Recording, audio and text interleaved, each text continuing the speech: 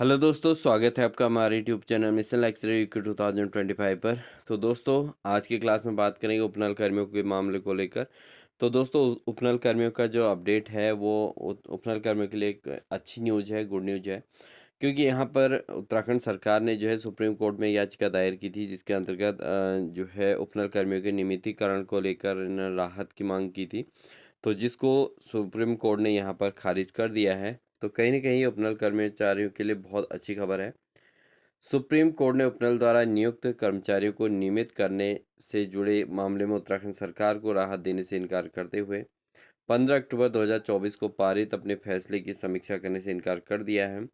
और शीर्ष अदालत के इस फैसले से बड़ी संख्या में उपनल द्वारा नियुक्त कर्मचारियों को नियमित होने का रास्ता साफ हो गया है।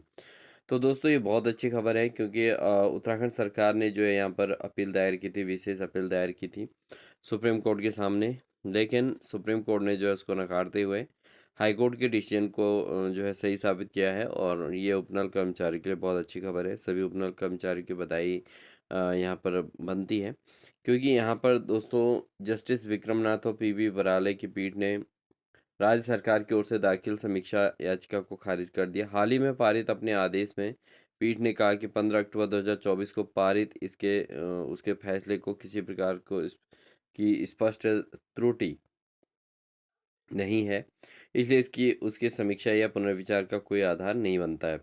उत्तराखंड सरकार ने समीक्षा याचिकाओं के जरिए वर्ष 2019 से 2021 के बीच दायर कई विशेष अनुमति याचिकाओं और सिविल अपीलों में पारित फैसले की समीक्षा की मांग की थी। तो इसको जो है सुप्रीम कोर्ट ने सीधे-सीधे खारिज कर दिया है। और सुप्रीम कोर्ट ने 15 अक्टूबर 2024 को पारित फैसले में उत्तराखंड हाई कोर्ट के उस फैसले में दखल देने से इनकार कर दिया, जिसमें राज्य सरकार के विभागों में उपनल द्वारा नियुक्त कर्मचारियों को चरणबद्ध तरीके से नियमित करने का आदेश दिया गया था। तो यहाँ पर आदेश जो दिया गया था उसमें चरणबद्ध तरीके से नियमित करने का आदेश दिया गया था, और उसी को सुप्रीम कोर्ट ने अभी भी मानने की बात कही है। पीठ ने उच्च न्यायालय के फैसले के खिलाफ राज्य सरकार की ओर से दाखिल अपीलों विशेष अनुमति को खारिज कर दिया था। और पीठ ने अपने फैसले में कहा है कि वह उच्च न्यायालय के फैसले में दखल देने की इच्छुक नहीं है। ठीक है। तो यहाँ पर साफ साफ कह दिया कि भाई सरकार जो मांग कर रही है उसको जो है नहीं माना जा सकता। और सीधे सीधे उन्होंने अपने पुराने डिसीजन को ही जो है सही माना है। इसके साथ ही पीठ ने उत्तराखंड सरकार की ओर से संबंधित अर्जियों का निपटारा भी कर दिया है। तो इससे संबंधित जितने भी अर्जियां दायर की गई थी उनको सुप्रीम कोर्ट ने सीधे सीधे खारिज कर दिया है। और ये उपनल कर्मचारियों के लिए बहुत अच्छी खबर है, क्योंकि इसमें यही राज्य सरकार जो है इसमें डिसीजन नहीं ले पा रही है लगातार, और सुप्रीम कोर्ट की शरण में गई तो सुप्रीम कोर्ट ने जो है उसको निरस्त कर दिया। उत्तराखंड हाई कोर्ट ने 2018 में कुंदन सिंह व अन्य याचिकाओं पर विचार करते हुए राज्य सरकार को नियमितीकरण योजनाओं के अनुसार 1 वर्ष की अवधि के भीतर चरणबद्ध तरीके से उपनल से नियुक्त कर्मचारी को नियमित करने का आदेश दिया था। और इस फैसले के खिलाफ राज्य सरकार ने सुप्रीम कोर्ट से अपील दायर की थी। तो फाइनली ये अपील जो दायर की गई थी, इसमें सरकार ने ये माना था कि जो है राज्य सरकार के पास इतना बजट नहीं है कि वो नियमित कर सके उपनल कर्मियों को। तो ये चीज़ नहीं है करके इसमें दायर किया गया था। तो इस पर जो है डिसीजन फाइनली सुप्रीम कोर्ट ने इसको निरस्त कर दिया है। और सुप्रीम कोर्ट ने कहा है कि पुराना जो डिसीजन है कि समय समय पर नियमित किया जाए और उस पर उसका पालन किया जाए, नियमित करने के आदेश का पालन किया जाए। तो यही बढ़िया तरीका मानते हुए तो कहीं न कहीं उपनल कर्मियों के पक्ष में ये डिसीजन दिया गया है। तो उपनल कर्मचारियों को अब जो है नियमितीकरण होने के लिए बहुत ज़्यादा परेशानी नहीं होएगी, ये लग रहा है। और बहुत जल्द ही उपनल कर्मी नियमित होंगे। लंबे समय से वर्किंग भी हैं और लगातार अपने कार्य प्रणाली और कार्य के आधार पर जो है राज्य में विशेष सेवाएं दे रहे हैं अपने पदों पर। तो फाइनली उनके जो है नियमितीकरण का रास्ता साफ होता हुआ नज़र आ रहा है। और बहुत जल्दी ये अच्छी खबर मिले तो उपनल कर्मचारियों को इसी की शुभकामनाएं देते हैं। दूसरी जो अपडेट है दोस्तों, वह है आपके यूकेएसएससी की जो परीक्षा है। तो यूकेएसएससी आज जो है पेपर लीक प्रकरण के बाद ये पहले परीक्षा कराई जा रही है, जिसमें पेपर की 1 घंटे पहले शौचालय जाने पर भी पाबंदी करने की बात कही गई है। तो देखते हैं इसमें क्या है, किस तरीके से ये पेपर होगा। पेपर लीक के प्रकरण के बाद उत्तराखंड अधीनस्थ सेवा चयन आयोग के सहकारी निरीक्षक एवं सहकारी विकास अधिकारी परीक्षा आज बेहद कड़ी सुरक्षा के बीच होने वाली है।